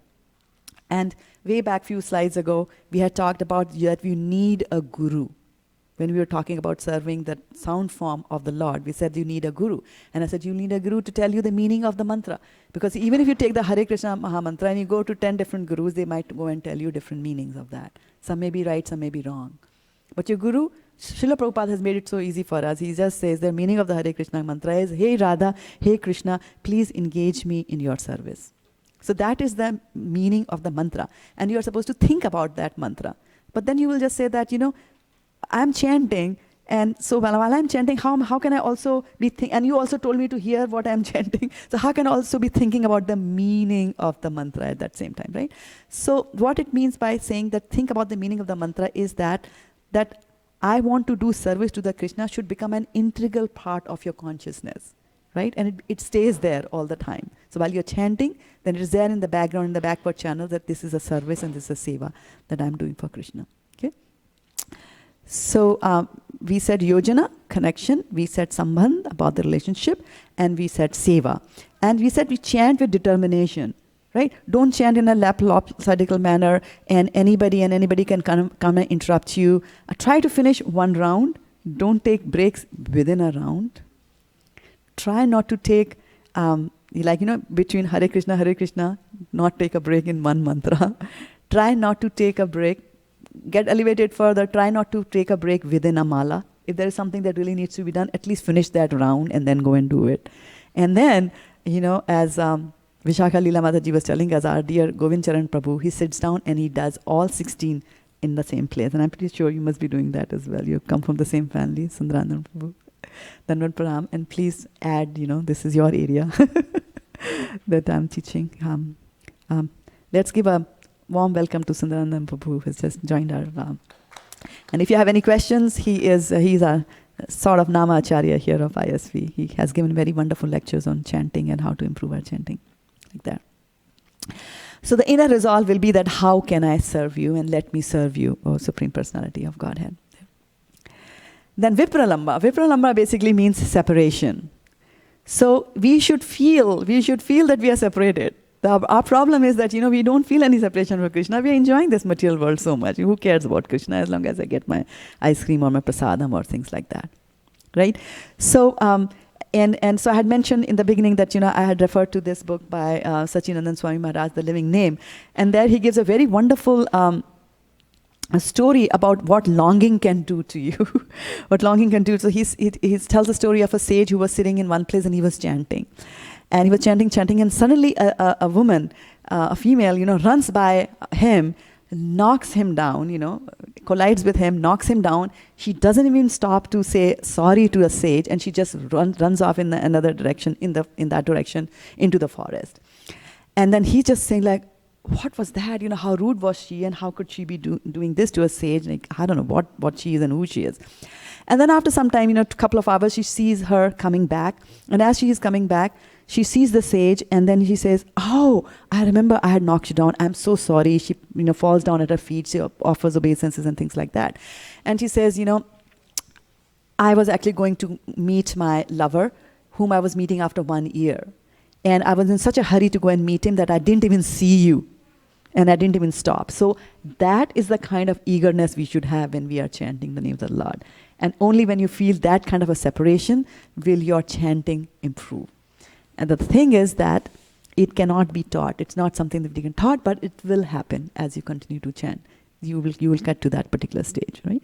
Might not be at the end of the day today, but one day definitely. Right? And while you are there in that mood of Vipralamba, this is, I want only you. Try to give something else. No, I don't want. I want only Krishna.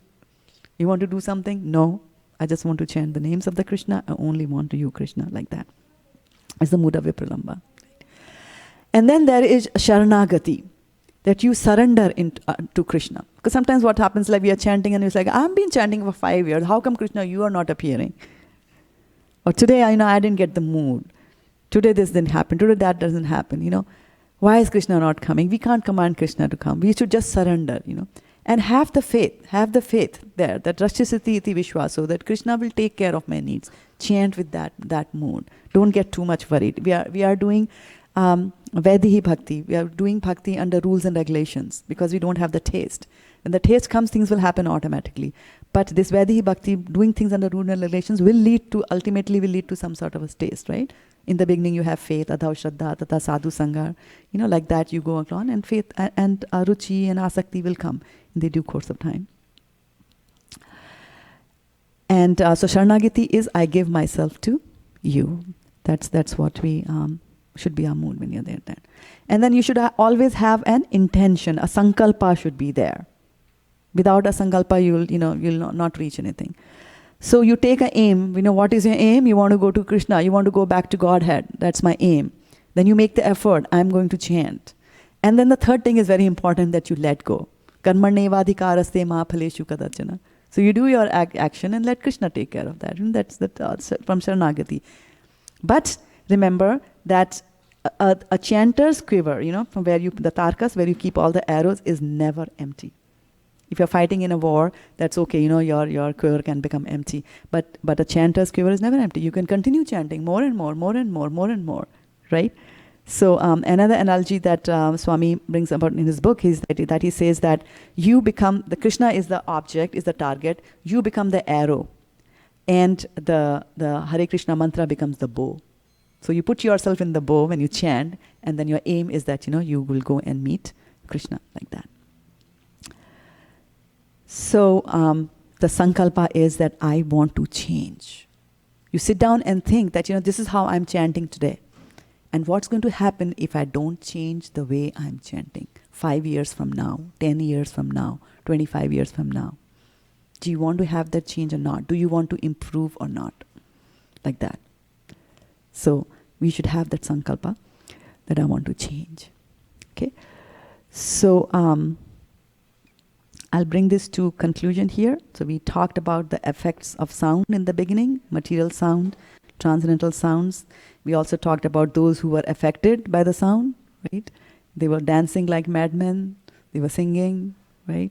And they wanted millions of ears. They wanted millions of tongues to chant.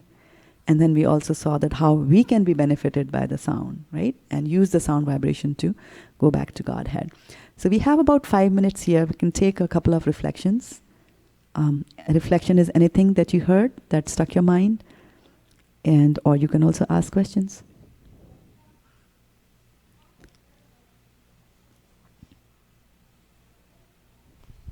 Near the beginning, you mentioned when you chant, you get spiritual senses. They get revived. What do they look like? Or what do they? Yeah. So the soul has also got a form, right?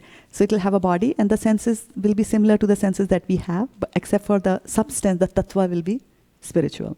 For example, your body is made up of flesh and blood, right? I can create a statue out of marble. So the tattva there is marble. The tattva here is flesh and blood. Similarly, in the spiritual body is made up of also flesh and blood, but is chid rakta and, chid kana, like that. Like that. So the senses will be, it'll be a spiritual nose, it'll be a spiritual eyes. And they might even look like ordinary eyes. Yaha yasya harer darse karmana mansagira likhna apya abhastatum jivan mukta se uchyate. Sometimes people become liberated in the same body itself, but their senses become transcendentalized. And over a period of time, they are perfectly transcendental in nature. Yeah, but thanks for asking that question. Any other question or reflection, or otherwise I will ask questions.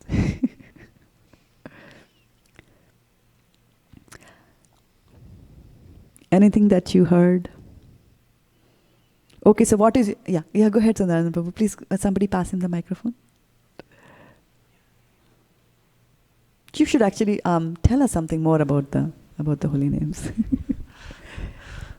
I really like the point, and just wanted to reflect back on the sambandha that we chant with the mood of that I belong to you, Krishna. Unto you, yes. It's yes.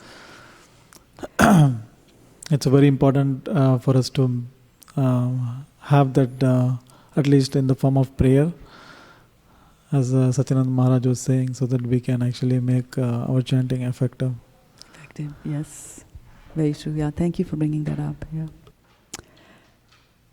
And another thing that I wanted was, you should long also for Krishna. And the difference between material world and the spiritual world is that in the material world, if you long for something, it's not necessary that you will get it. I can long to become the President of the United States of America. I won't get it. I was not born here. Right? Like that. Or even if I'm born here, I might not get it still. But in the spiritual world, if you long for Krishna, when Krishna sees that, this person is chanting, and actually Krishna says in some of the scriptures that, even if you chant my name in an improper way, still I think about you. So Krishna has got a list of people that he thinks about. So do you want to be on that list? If you want to be on that list, then chant in the 6 buckets that we talked about. Okay. So we have a few minutes left. We will just do one round of the Hare Krishna mantra, and then after that we will take away these mats and we'll put them over there, because the arti will begin at 5 o'clock sharp. Okay. Okay. Hare Krishna, Krishna Krishna, Hare Hare, Hare Rama, Rama Rama, Hare Hare. Okay, so one last question. How many of you sat up erect before you chanted? Yeah, very good. Yes, Mataji, I saw that. Yes, right? So before you chant, you have to be sitting up straight, because you're going to align your body and your mind and your heart towards Krishna. Okay? So thank you so much for joining the class today. And we will all proceed towards Arti. Vanchukalpatarubhyascha kripa sindhubhi evacha patita nam pavnebhyo vaishnavebhyo namo namaha. Go Premanande, Hari Hari Bol.